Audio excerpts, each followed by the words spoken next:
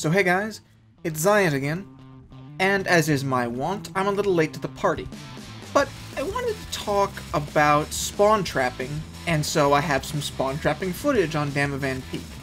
I was playing with Skulls and Spads, who I'll link in the description, and some of his buddies, and we were pushed up so far on this first base that they just couldn't come back and attack any of them.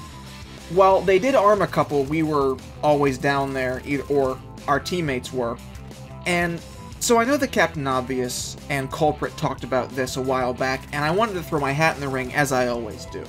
To me, each game with a multiplayer focus has its own version of spawn trapping, and I'm going to focus mostly on Battlefield, but I have to compare it a little bit to Call of Duty, just because some of the game modes share at least passing similarities.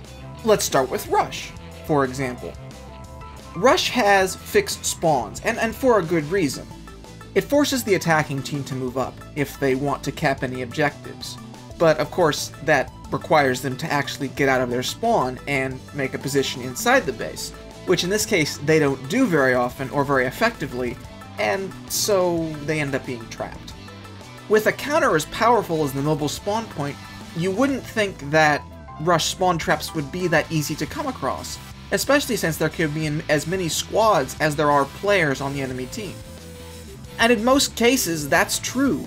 You have several squads that move up, the defenders clear out 2 of them, or maybe even 3, but there's always that one guy that manages to survive, and so the squad spawns in, they open up a hole in the defense, more squads pull in, and you have yourself a game. This is, of course, DICE's main objective with the fixed spawns in Rush, that the teams have to move up. It encourages team play. But, like we all know, encouragement only goes so far. The people you're encouraging actually have to comply with what you're asking them to do, and in this case, where they're being so totally dominated that their morale is at an all-time low, they don't feel at all like they're playing, or they have a game to win, it's just a matter of tickets bleeding. There's no point for the enemy team except to sit back and snipe.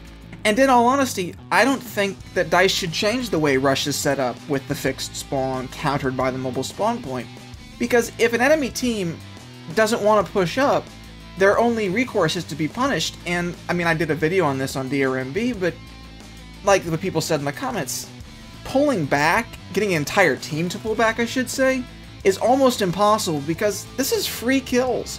And people care so much about their KD and their win-loss that they're willing to sit out a 10, 13, 20-minute Rush game where you're just picking them off in spawn. And a lot of players like it. They like that feeling of being so in control of another player's or another team's destiny that spawn trapping is not only a good way to pad stats, but it's also a good way to make the match go over quicker.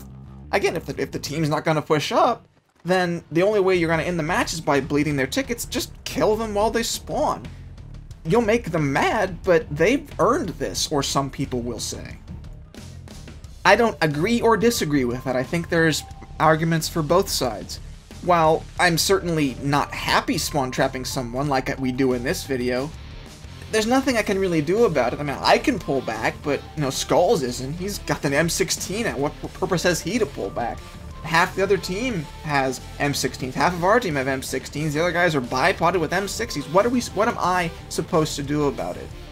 I don't do it unless it's absolutely necessary, as in this case. And the same goes for Conquest, in all honesty. If one team captures all 5 flags, and say one team doesn't take a helicopter over the mountain on Damavan, or all the way to E or A on Karg, Karg Island, there's no point in really doing anything but letting them sit and spawn and waiting for the game to be over. Now, it'll probably kill the server, and you'll probably need to find a new one after this because the server will die. No one likes to spawn trap or be spawn trapped. I mean, heck, I have to go into the out of bounds zone to kill some of these people, and I hate doing that. But if one team is so utterly destroyed and distraught that they have to go ahead and just wait for the game to be over, I'm not gonna leave because people whine about, oh, your quit rate is so high. Ugh. So, I'll take the stat padding. I have nothing against that either. But I think what really gets me is spawn trapping on Team Deathmatch. It's easier to do on some maps than others, namely Grand Bazaar and to some extent Karg Island. But those spawns are rolling for a reason, that it keeps the game moving. The spawns constantly shifting keeps people from being trapped, but the design of the maps, this is one complaint I have, is that they're so linear and there are so few flank routes. What made some squad deathmatch maps work in Battlefield Bad Company 2, or certain team deathmatch maps in any Call of Duty game, is that the spawns are rolling, but they're incredibly sensitive to enemy player presence. So if even one player goes back and kills a couple guys, the spawns are going to flip. Now that will make some people angry because they'll get spawned behind and shot in the back when they're on a kill streak or on some sort of giant spree. But it's fairer for the whole team. The same goes for Conquest Domination, or Domination if you play Call of Duty. Again, the spawns are a little more set because you spawn with an affiliation to whichever flags you currently hold.